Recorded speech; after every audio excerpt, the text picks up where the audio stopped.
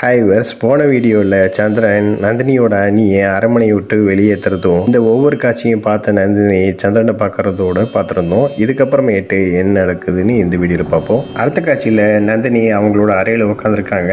அந்த இடத்துக்கு வந்த சந்திரன் நந்தினி கிட்ட பேசுறதுக்கு தங்கிட்டு இருக்காரு. உங்களுக்கு என்ன வேணும் அப்படின்னு நந்தினி கேட்குறாங்க. உடனே சந்திரன் ஒன்றும் இல்லை, எனக்கு எதுவும் வேணாம் சொல்லிட்டு இப்போ என்ன சொல்றது, எப்படி பேச்ச ஆரம்பிக்கிறது அப்படின்னு மனசுக்குள்ள நினைக்கிறாரு. நந்தினி காரணம் இல்லை, நான் இங்கே இருக்க வேண்டிய அவசியம் இல்லை அப்படிங்கிறாங்க. சந்திரனும் நான் கூறுறது என்னன்னா அப்படின்னு சொல்றாரு. கூறுறதுக்கு எதுவுமே இல்லைன்னு சொல்ல வரீங்களா அப்படிங்கிறாங்க. என்னன்னு மறுபடியும் சந்திரன் இல்ல, நான் சொல்ல வர்றது என்னன்னா அப்படின்னு சொல்றாரு. ஆனா உங்களை சொல்ல விடாம தடுக்கிறது உங்களோட அகங்காரம் தான் அப்படின்னு நந்தினி சொல்றாங்க. இந்த அகங்காரம் சக்கரவர்த்திக்கு தகுந்த அகங்காரம் தான். நான் ஒரு சாதாரண ஒண்ணு தானே, என்னட்டு எப்படி நீங்க மன்னிப்பு கேட்பீங்க, அதனால நீங்க போலாம், மன்னிப்பு கேட்க வேண்டியது இல்லை அப்படிங்கிறாங்க நந்தினி. இதை கேட்ட சந்திரன் நான் மன்னிப்பு கேட்க தான் வந்தேன் அப்படின்னு இவளுக்கு எப்படி தெரியும் அப்படின்னு மனசுக்குள்ள நினைக்கிறாரு. நான் சொல்ல வர்றது என்னன்னா, பரீட்சைக்கு இன்னும் 10 நாள் தான் இருக்கு, பரீட்சையில கவனம் செலுத்து அப்படின்னு சொல்றாரு. அது எனக்கு தெரியும், அதுக்காக தான் நான் படிச்சுட்டு இருக்கேன் அப்படின்னு சொல்றாங்க. நீ படிச்சுட்டு தான் இருக்க, அது எனக்கு தெரியும், இருந்தாலும்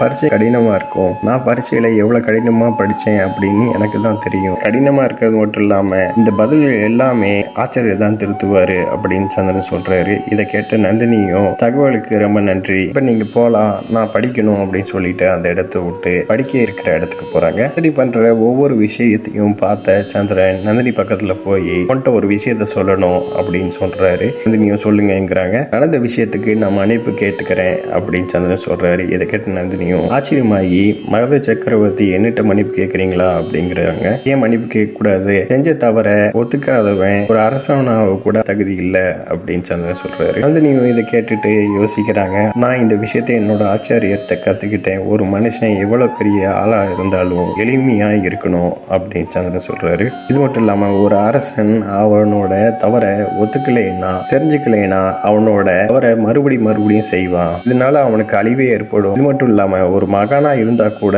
மன்னிப்பு கேட்கணும், ஏத்தாப்புல யார் இருக்காங்கன்னு கூட யோசிக்க கூடாது. ஒரு அரசனா இருந்து அவனோட தவற திருத்திக்கலைன்னா அவன் எப்படி ராஜ்யத்தை ஆள்வான் அப்படின்னு சந்திரன் சொல்றாரு. செஞ்சது மிகப்பெரிய தவறு, நான் யோசிக்காம உன் மேலேயே எல்லா பழியும் சுமத்திட்டேன், மட்டும் இல்லாம உன் மேல பழிய சுமத்துறதுக்கு எனக்கு என்ன உரிமை இருக்குன்னு சந்திரன் சொன்னோன்னே, பழிய சுமத்துனது பெரிய விஷயம் இல்ல, என்னைய எந்த அளவுக்கு வெறுக்கிறீங்களோ அதே அளவுக்கு தான் நானும் உங்களை வெறுக்கிறேன், உங்களோட நிலையில நான் இருந்தேன்னா நான் கூட இது மாதிரி தான் செஞ்சிருப்பேன் அப்படின்னு நந்தினி சொல்றாங்க. இதை கேட்ட சந்திரன் அந்த இடத்த விட்டு போறாரு. இடத்த விட்டு சந்திரன் போன உடனே நந்தினியும் அந்த இடத்த விட்டு போறாங்க. அதே நேரத்துல சந்திரன் நான் உன்கிட்ட இன்னொரு விஷயத்தையும் பேசணும் அப்படிங்கிறாரு. நந்தினி மறுபடியும் சந்திரனை பாக்குறாங்க. சந்திரனும் உண்மையை சொல்லணும்னா நம்மளோட பிறப்பு வாழ்க்கை எல்லாமே வேற மாதிரி இருந்திருந்தா, நான் சந்திரனா இல்லைன்னா, நீ நந்தினியா இல்லைன்னா, நீ என்னோட பகைவனுக்கு மகளா பிறக்கலைன்னா, உன் தந்தையால நான் ஏழை வீட்டுல வளராம ஒரு இளவரசனாவே வளர்ந்திருந்தா, என்னோட பிறப்பே உன்னோட தந்தையை கொல்றதா இல்லாம இருந்தா, நீ வேற ஒருத்தரோட பொண்ணா இருந்தேன்னா நான் உன்னைய மதிச்சிருப்பேன், உனக்கு சேவை செஞ்சிருப்பேன், அப்ப நம்மளோட கதை வேற மாதிரி இருந்திருக்கும். ஏன்னா ஒரு பொண்ணுக்கு இருக்கக்கூடிய எல்லா நல்ல குணங்களும் உன்கிட்ட இருக்கு. ஏன்னா நீ உன்னோட தந்தையை மதிக்கிற, பெரியவங்களை மதிக்கிற, யாரையும் ஏளனப்படுத்துறது இல்ல, புத்திசாலியா இருக்க, பகைவனை ஏத்து நிக்கிற. நம்ம 2 பேருக்கும் பகையே இல்லாம இருந்தா நம்மளோட வாழ்க்கை வேற மாதிரி அமைஞ்சிருக்கும். சந்திரன் ஒவ்வொரு விஷயத்தையும் பேசிட்டு இருக்காரு. நந்தினியும் கேட்டுட்டு யோசனை பண்ணிட்டு இருக்காங்க. இதோட இந்த எபிசோட் முடியுது. நெக்ஸ்ட் எபிசோட்ல பார்க்கலாம். இந்த சேனல் சப்ஸ்கிரைப் பண்ணுங்க, அண்ட் பெல் பட்டனை பிரஸ் பண்ணுங்க, லைக் பண்ணுங்க, ஷேர் பண்ணுங்க. தேங்க்யூ.